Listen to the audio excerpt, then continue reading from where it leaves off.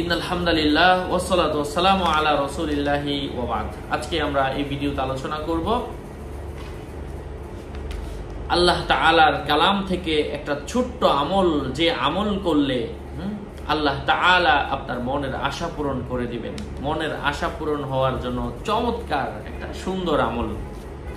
আপনাদের সাথে যুক্ত আছে আমি মুফতি জুবায়ের বিন ইমাম।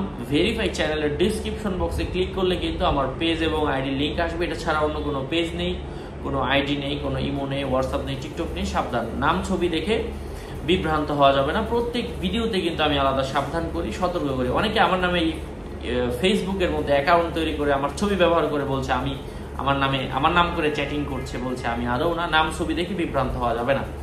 হ্যাঁ, অনেকে নাম্বার খুঁজেন, ভেরিফাই চ্যানেল কভার ফটোতে কিন্তু আমার নাম্বার দেওয়া আছে, কোনো ইমো নেই, হোয়াটসঅ্যাপ নেই। আবার বলে দিচ্ছি আমি 09081836999।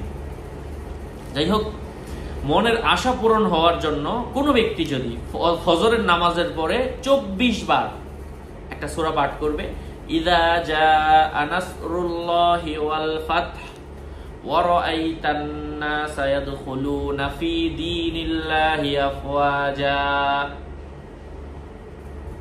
فَسَبِّحْ بِحَمْدِ رَبِّكَ وَاسْتَغْفِرْ إِنَّهُ كَانَ تَوَّابًا। এটা 30 নম্বর পারার মধ্যে, পারার মধ্যে এই সূরাটা রয়েছে। আপনারা সবাই কম বেশি পারি। ফজরের পরে 24 বার, যোহরের পরে 24 বার, আসরের পরে 24 বার, মাগরিবের পরে 24 বার, এশার পরে 24 বার এই সূরাটা পাঠ করব। এবং এভাবে আমরা এই আমলটা 11 দিন টানা করব, টানা 11 দিন। অর্থাৎ ফজরের পরে 24 বার, যোহর, আসর, মাগরিব, এশা প্রত্যেক নামাজের পরে 24 বার, অর্থাৎ ফরজ নামাজের পরে 24 বার করে 11 দিন যখন শেষ হবে, ওই মুহূর্তে আমরা আল্লাহ তাআলার কাছে বিশেষভাবে রোনাজারি করব, দোয়া করব। আল্লাহ সুবহানাহু ওয়া তাআলা আমাদের দোয়াকে কবুল করে নেন। আশা করছি বুঝতে পেরেছেন। আরো আপডেট পেতে সাথেই থাকবেন। আপনাদের মঙ্গল এবং দীর্ঘায়ু কামনা করে এখানেই শেষ করছি। দেখা হবে অন্য কোনো ভিডিওতে। আগামী ভিডিও আসার আগ পর্যন্ত সবাই সুস্থ থাকবেন, ভালো থাকবেন। মনের আশা পূরণ হবে এই আমলের মাধ্যমে ইনশাআল্লাহ। এই আমলটা করতে করতে মনের আশা পূরণ হয়ে যেতে পারে, তবে যদি আগে হয়ে যায় অবশ্যই 11 দিন কমপ্লিট করবেন।